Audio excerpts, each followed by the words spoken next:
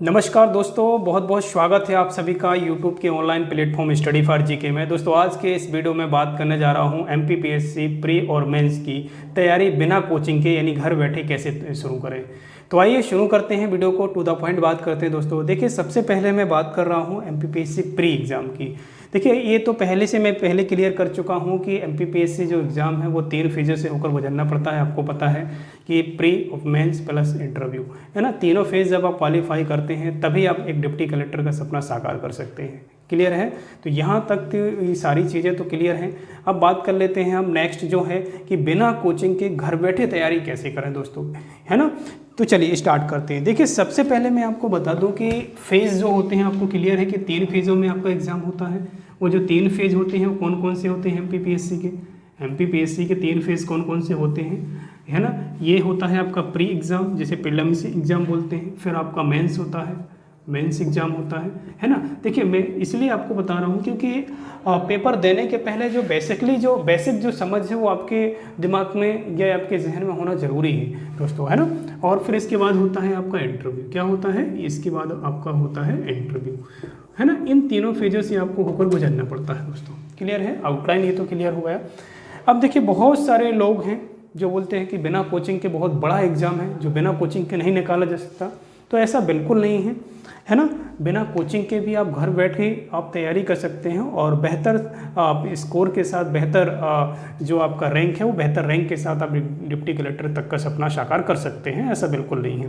लेकिन बशर्ते होता है क्या कि अगर आप कोचिंग जाते हैं तो कोचिंग में छटाए जो कंटेंट है या जो कंटेंट में आपको इतनी ज़्यादा मेहनत करनी पड़ती है वो हो सकता है कि थोड़ा कम मेहनत करनी पड़े और थोड़ा सा समय कम लगे आपको सफल होने में। बस इतना फ़र्क हो सकता है कोचिंग में, कोचिंग वाले विद्यार्थियों में या जो आपके सेल्फ स्टडी करते हैं उन विद्यार्थियों में। क्लियर है?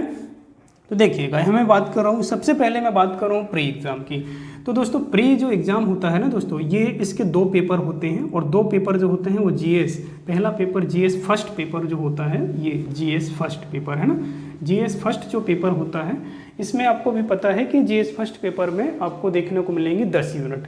और 10 यूनिट में आपको इसमें एमपीजीके आता है, प्रागैतिहासिक काल से इतिहास आपको देखने को मिलेगा। 1947 तक का जो मध्य प्रदेश का इतिहास रहा है ना, वो आपको पढ़ना पड़ेगा। इसके अलावा भारत का जो इतिहास है ना, भारत का इतिहास अध्ययन करना होता है। तो इतिहास में आपको देखेंगे तो इसमें आपको टॉपिक में आपको सब्जेक्ट तो पहले क्लियर कर चुका हूँ, कौन कौन से सोर्सेस से ये भी बता चुका हूँ, लेकिन फिर भी आउटलाइन बता सकता हूँ कि आपको इसमें हिस्ट्री है ना, हिस्ट्री और पॉलिटी आपको पढ़नी होगी इसमें, और आपको इकोनॉमिक्स और मूल जो कंटेंट है यानी मूल जो विषय हैं उनके बारे में आपको जानकारी दे रहा हूँ। हिस्ट्री, पॉलिटी, इकोनॉमिक्स और जियोग्राफी, है ना।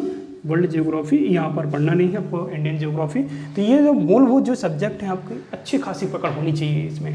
अब अच्छी खासी पकड़ का तात्पर्य ये नहीं कि आप 6 महीने पढ़ लेंगे, ऐसा तो पॉसिबल ही है नहीं, है ना। अब आप जितना टाइम इसमें लगभग 10 से 12 घंटे आप अध्ययन करते हैं तो आप लगभग 1 से 2 साल लगभग आपको टाइम लगेगा इसको कवर करने में, कि आप हिस्ट्री कवर कर पाएंगे, पॉलिटी अच्छे से कवर कर पाएंगे, है ना, सेल्फ स्टडी के जरिए, है ना। और इसके अलावा आप इकोनॉमिक्स में अच्छी खासी पकड़ बना पाएंगे और ये जियोग्राफी वगैरह में, है ना। इसके अलावा ये कंप्यूटर वगैरह है, इसमें जो कंप्यूटर है ना, कंप्यूटर वगैरह भी इसमें आता है ना, विशेष रूप से। और एमपीजीके जो है, एमपीजीके की बात कर रहा हूँ, जिसका सबसे अधिक पोर्शन या सबसे अधिक पार्टीशन अगर देखेंगे सिलेबस को, एमपीपीएससी प्री का सिलेबस अगर उठाकर देखेंगे तो सबसे ज़्यादा जो आपको पोर्शन आपको मिल जाएगा 10 यूनिटों में एमपीजीके का मिलेगा। क्लियर है? इसके सोर्सेज जो है मैं सारे बता चुका हूँ आपको, इसी वीडियो के डिस्क्रिप्शन में लिंक मिल जाएगा। तो सारे सोर्सेज बुक लिस्ट आपको बता चुका हूँ, तो आप एक बार देख लीजिएगा। क्लियर है? तो जीएस फर्स्ट पेपर में ये सब आता है और जीएस सेकंड पेपर में आएंगे तो ये तार्किक बुद्धिमत्ता वाला पेपर होता है, जिसमें आपको देखना रहेगा, जिसे सी सेट बोलते हैं। और सी सेट में आप इतनी सी समझ रख सकते हैं कि 10th लेवल की जो मैथमेटिक्स है वो आएगी आपको, है ना। यहाँ पर तार्किक रीजनिंग पूछी जाएगी विशेष रूप से, जो क्वालिफाइंग मार्क्स रहेगी, है ना। तो ये हो सकता है जो सेकंड पेपर में रहेगा, जो सी सेट होता है दोस्तों, है ना, ये सी सेट पेपर होता है। तो जीएस फर्स्ट और ये इसका कट ऑफ आपका निर्धारित होता है फर्स्ट पेपर से, है ना, जिसमें मुख्य जो विषय है मैंने आपको क्लियर कर दिया है कि हिस्ट्री, पॉलिटी, इकोनॉमिक्स, जियोग्राफी, है ना। और इसके अलावा एमपीजी के जो विशेष है इन पर आपकी अच्छी खासी पकड़ होनी चाहिए। यानी कहने का तात्पर्य है कि अगर आप सेल्फ स्टडी कर रहे हैं तो कम से कम 10 से 12 बार आपको इसको अध्ययन करना ही करना है प्रत्येक विषय को। जैसे हिस्ट्री की बात कर रहा हूँ तो हिस्ट्री की जो बुक है विशेष रूप से जो मैं पहले सजेस्ट कर चुका हूँ, जैसे महेश कुमार बर्णवाल की पढ़ रहे हैं या कोई भी हिस्ट्री की बुक पढ़ रहे हैं तो उसको कम से कम 10 से 15 बार पढ़ना होगा आपको, है ना। इसके बाद ही आप अच्छी खासी पकड़ बना सकते हैं। पॉलिटी अच्छी खासी पकड़ होनी चाहिए आपको, है ना। इसके अलावा मैं अच्छी खासी पकड़ क्यों बोल रहा हूँ दोस्तों, क्योंकि आपको पता है कि प्रीलिम्स एग्जाम करने के बाद आप मेंस में बैठेंगे और मेंस में होती है लिखित परीक्षा, है ना। जब अच्छी खासी पकड़ रहेगी तभी आप मेंस क्वालिफाई कर पाएंगे। क्लियर है, इसलिए मैं बोल रहा हूँ। तो हिस्ट्री, पॉलिटी, इकोनॉमिक्स और जियोग्राफी और यहाँ पर इकोनॉमिक्स और MPG के बेसिस में बात कर रहा हूँ। क्लियर है। यहाँ पर इन विषयों पर पकड़ होने के बाद अगर आप अच्छा खासा यहाँ पर कट ऑफ जो है MPPSC के द्वारा जो कट ऑफ निर्धारित किया जाता है उसको क्वालिफाई कर लेते हैं तो इसके बाद फिर आप आते हैं मेंस एग्जाम में। किस में बैठते हैं दोस्तों, मेंस एग्जाम। और मेंस जो होता है ये रिटन एग्जाम होता है। कैसा होता है, ये पूरा का पूरा रिटन एग्जाम होता है जिसमें आपके 6 पेपर देखने को मिलेंगे। तो अब सबसे पहले तो आपको सिलेबस उठा लेना है इसका, और सिलेबस में टू द पॉइंट चीज़ें दी गई हैं। 6 पेपर हैं और 6 पेपर में क्या क्या पूछा जाना है, बस यही वो सब्जेक्ट रहेंगे जो मोस्टली जो सब्जेक्ट हैं, जिसमें आपको सोशोलॉजी अलग से पढ़नी होगी, एथिक्स अलग से पढ़नी होगी, हिंदी अलग से पढ़नी होगी। इसके अलावा मैं बता रहा हूँ, है ना। बाकी आपसे मैंने एक सेपरेट वीडियो बनाया है मेंस के लिए, तो आप एक बार इसी वीडियो के डिस्क्रिप्शन में चेक कीजिएगा, मैं उसकी लिंक दे दूंगा। तो इसके बारे में आपको कंटेंट भी कहाँ से पढ़ना है वो भी मैं आपको बता दिया हूँ उस वीडियो में। तो उस वीडियो की लिंक पर क्लिक करके उस वीडियो को जरूर वॉच कीजिएगा, है ना। तो इसको अगर देखेंगे तो इसमें भी सब यही सब्जेक्ट होते हैं, जिसमें सोशोलॉजी और उद्यमिता वगैरह, है ना। और इसके अलावा कई सारे विषय हैं जो अन्य इसमें जोड़े गए हैं जो कि रिटर्न होते हैं। जैसे हिंदी हो गया आपका, निबंध का पेपर होता है, लगभग 6 पेपर होते हैं इसमें। टोटल जो पेपर होते हैं 6 होते हैं, जिसमें अगर देखेंगे तो टोटल कुल जो इसका मिलाकर देखेंगे तो मेंस का जो 1500 मार्क्स का होता है आपका, और फिर आपका जो इंटरव्यू होता है वो 185 नंबर का होता है ना, 185। तो मेंस प्लस इंटरव्यू दोनों के मार्क्स जोड़े जाते हैं जब आप फाइनल कट ऑफ में आते हैं, है ना। अब देखिए सबसे बेस्ट जो रणनीति है, अब आप बोलेंगे सर आपने रणनीति तो कुछ बताया नहीं, तो जो रणनीति है ना दोस्तों, सबसे अच्छी बेस्ट जो रणनीति है सेल्फ पढ़ने की, मैं आपको बता देता हूँ। एक पॉइंट आप समझिएगा। देखिए ये चीज़ें आपको रटने वाली चीज़ें नहीं हैं। आप इतनी सारी चीज़ें आप रट कैसे सकते हैं। आपको भी पता है कि इतिहास देखेंगे तो इतना बड़ा लगेगा आपको, कोई भी हिस्ट्री की बुक उठाएंगे तो आपको लगेगा कि बहुत डिफिकल्ट है इतनी सारी चीज़ों को रटना, है ना। तो ऐसा नहीं है, आपको एक सूटेबल टाइम टेबल बनाना होता है पढ़ने के लिए, है ना। आपको सिर्फ पढ़ना ही है, इसको सिर्फ रटने की ज़रूरत नहीं है। आपको पढ़ने का जो शेड्यूल है वो आप शेड्यूल निर्धारित कीजिए, लगभग नाइट में या डे में, जो भी आप जिस भी डे के लिए अगर कंफर्टेबल है तो डे में पढ़ें, यानी नाइट में है तो नाइट में पढ़ सकते हैं। लेकिन 10 से 12 घंटे का जो टाइम है वो स्टडी के लिए आपको देना पड़ेगा। अगर आप 10 से 12 घंटे का अध्ययन करते हैं तो विशेष रूप से देखेंगे तो डेली बेसिस में अगर आप देखते हैं कि जैसे इतिहास आप पढ़ रहे हैं, हिस्ट्री पढ़ रहे हैं, है ना, हिस्ट्री पढ़ रहे हैं, तो हिस्ट्री पढ़ने का तरीका क्या होता है आपको भी पता है, कौन कब कहाँ कैसे, है ना, ये सारी चीज़ें हिस्ट्री में पढ़ी जाती हैं। तो हिस्ट्री में विशेष रूप से अगर देखेंगे तो सबसे पहले तो आपको पहली बार पलटाना ही होता है, सारी चीज़ें आपको देखनी होती हैं A to Z क्रम से क्या है ना। पहली बार आप जब पढ़ते हैं तो आपको लगता है कि कुछ चीज़ें समझ में नहीं आ रही हैं। जब दूसरी बार पढ़ते हैं तो आपको लगेगा कि 10 से 15% जो चीज़ें हैं या 20% चीज़ें आपको समझ में आती हैं। फिर इसके बाद फिर चौथी बार पढ़ेंगे तो हो सकता है आपको 50% की आसपास अप्रोक्स चीज़ें आपको समझ में। मतलब कहने का तात्पर्य है आप जितने बार, जैसे 10 से 15 बार पढ़ लेंगे तो आप मोस्टली जो है हिस्ट्री बहुत बेहतर तरीके से याद कर पाएंगे। और ऑटोमेटिकली रटना नहीं कि एक बार उठे या बस किताब उठाए बस एक पेज को ही रटना चालू कर दिया, बस आपको पढ़ना चालू करना है। पढ़ना और जो लाइट जो होता है हाईलाइटर, उससे आप अंडरलाइन करते जाइए, जिससे शॉर्ट नोट्स भी आप बनाते जाइए उसी में, क्योंकि जो मेंस के लिए आपके मददगार होंगे, है ना। तो अंडरलाइन करके नोट्स बनाते जाइए शॉर्ट, और उसको पढ़ते जाइए। फिर ये जैसे हिस्ट्री खत्म होती है फिर आप दूसरा विषय ले सकते हैं, पॉलिटी को इसी प्रकार से पढ़िए, फिर जियोग्राफी को पढ़िए, फिर इसके बाद इकोनॉमिक्स को पढ़िए।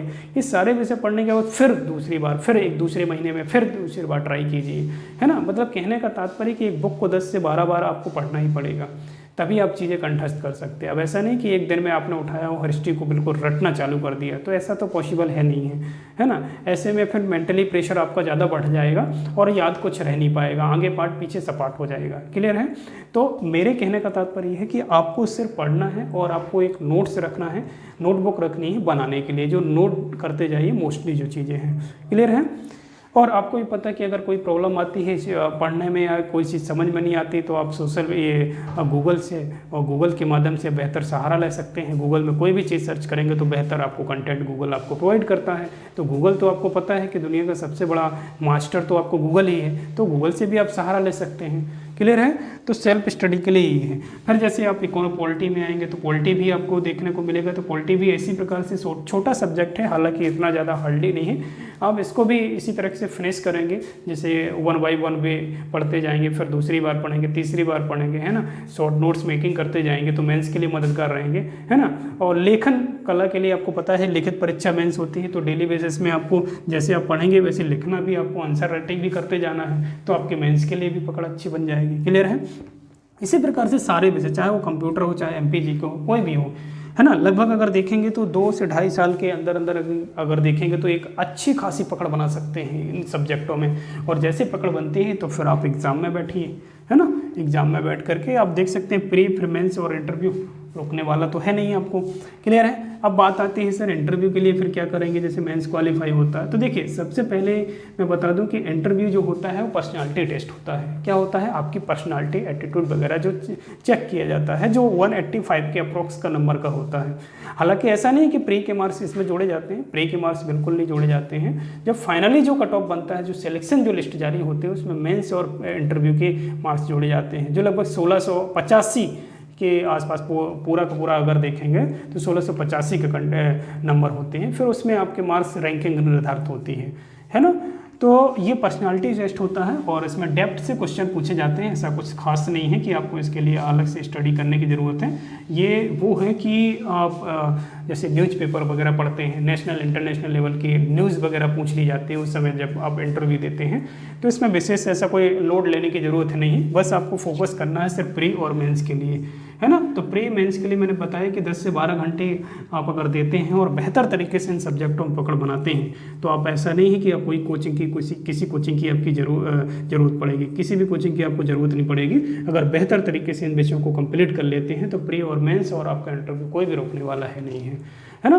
तो ये है आपका मेंस सेल्फ स्टडी का, मैंने बताया यहाँ पर सेल्फ स्टडी का पूरा प्लान। अब ऐसा नहीं कि आपको बोलेंगे सर नहीं कोचिंग के नोट्स लेना जरूरी है। देखिए वो आपका मैटर होता है कि अगर आप चाहते हैं कि एक ऑथेंटिक बुक रखिए या किसी कोचिंग के नोट्स मंगा लीजिए, है ना। तो मैंने तो पहले सजेस्ट कर दिया है कि बुक लिस्ट क्या है और नोट्स वगैरह क्या है, प्री और मेंस दोनों का वीडियो बना दिया है, सेपरेट वीडियो बनाया है। मैं बार बार बोल रहा हूँ कि इसी वीडियो के डिस्क्रिप्शन में उसकी लिंक मिल जाएगी। तो प्री बुक लिस्ट और मेंस की बुक लिस्ट मैंने दोनों वीडियो बनाया है, तो आप एक बार विजिट कीजिएगा, चेक कीजिएगा, है ना। इसमें सर मैंने आपको इतना बताया है कि सर आप बिना कोचिंग के मेंस की तैयारी, प्री और मेंस की तैयारी कैसे कर सकते हैं, है ना। मेंस के लिए मैंने पहले बता दिया कि प्री जब पढ़ेंगे तभी आपको मेंस के मुद्दे पर कवर करना है कि मेंस की सारी जो चीज़ें हैं लगभग प्री में भी आपको देखने को मिलेंगी। अलग से कुछ नए टॉपिक हैं, सोशियोलॉजी वगैरह है ना। इसके अलावा और भी कई जैसे इकोनॉमिक्स का वेटेज बढ़ा दिया गया है, तो ऐसे कोई लोड लेने की जरूरत नहीं। जब आपका प्री बेहतर तरीके से और मेंस बेहतर तरीके से आप पढ़ लेते हैं, दोनों को देखिए मध्यम मार्ग अपनाना है। ऐसा नहीं कि फिर सिर्फ आपको प्री ही पढ़ते रहना है, प्री और मेंस दोनों को लेकर चलना है आपको, है ना। दोनों आपको पढ़ना है विशेष रूप से, है ना।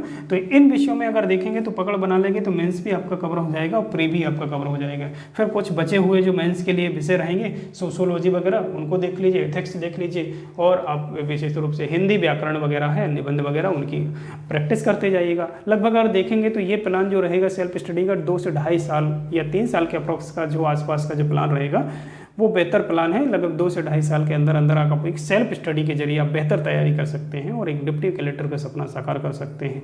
तो मैं ऐसा बिल्कुल नहीं कहूँगा कि आप बिना कोचिंग के डिप्टी कलेक्टर का जो सपना है वो साकार नहीं कर सकते, बिल्कुल कर सकते हैं, ईजिली है। बट थोड़ा सा टाइम ज़्यादा लगेगा, क्योंकि आपको पता है कि जो कंटेंट जो आपको कोचिंग में मिलता है, जो कोचिंग के वाले टीचर देते हैं, वो जो कंटेंट होता है वो छटाया कंटेंट होता है, वो उनके द्वारा मेहनत की गई होती है।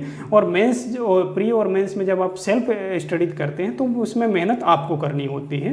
हो सकता है वहाँ जो कंटेंट रहेगा उसमें कम मेहनत करनी पड़े, डायरेक्ट आपको सिर्फ दिमाग में छापना रहेगा, फिर एग्जाम में देखने को छापना रहेगा, सॉरी, है ना। तो यहाँ जो आप सेल्फ स्टडी करेंगे उसमें आपको हो सकता है उससे डबल मेहनत करनी पड़े, लेकिन सफल जरूर होंगे अगर, है ना। ऐसा बिल्कुल नहीं कि बिना कोचिंग के आप सफल नहीं हो सकते, सफल हो सकते हैं, भले चाहे देर हो जाए लेकिन सफलता जरूर मिलेगी, ऐसा नहीं है। तो दोस्तों आज के इस वीडियो में मैंने सेल्फ प्लान बताया है, सेल्फ स्टडी कैसे करना है वो सारी चीज़ें यहाँ पर डिस्कस कर दिया है। और सभी की बुक लिस्ट मैंने ऑलरेडी वीडियो बना दिया है, सेपरेट वीडियो, आप एक बार विजिट कीजिएगा चैनल में। चलिए मिलते हैं इसी प्रकार की न्यू वीडियो, तब तक के लिए जय।